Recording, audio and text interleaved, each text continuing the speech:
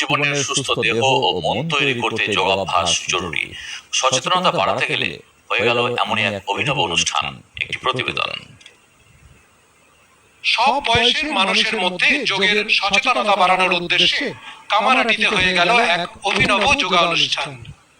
বরানগর স্বর্ণ যোগ থেরাপি সোসাইটির উদ্যোগে আয়োজিত সংস্থার 25তম প্রতিষ্ঠা বার্ষিকী অনুষ্ঠানে আবাল বৃদ্ধ বনিতা সহ সব বয়সের মানুষ যোগাসন প্রদর্শন করল।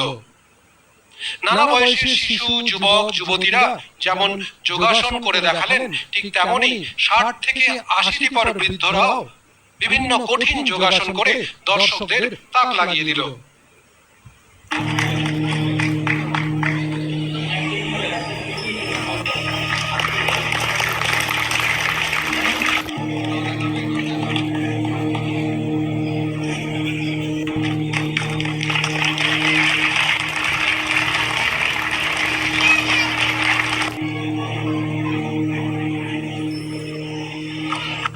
উপযুক্ত যোগ প্রশিক্ষকের তত্ত্বাবধানে যোগাসন, প্রাণায়াম ও সুষম খাদ্যের সমন্বয়ে সুস্থ দেহ ও মন তৈরি করাই যোগের মূল উদ্দেশ্য বলে জানালেন সংস্থার কর্ণধার যোগাচার্য প্রদীপ হাজরা।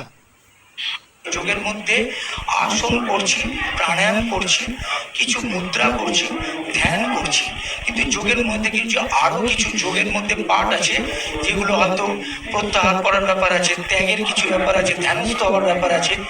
এই আসনটা করছি যে আসনের মধ্যে থেকে রোগ ভিত্তিক আসন আছে, স্বাস্থ্যকে তৈরি করার জন্য আসন আছে, মনকে তৈরি করার জন্য আসন আছে।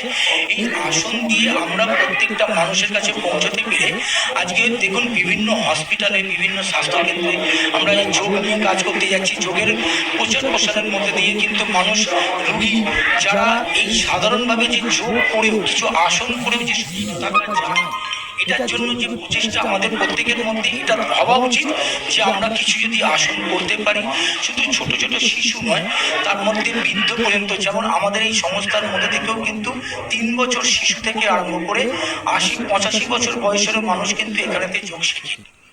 সুদীপ পেরার রিপোর্ট, দূরদর্শন সংবাদ, কলকাতা।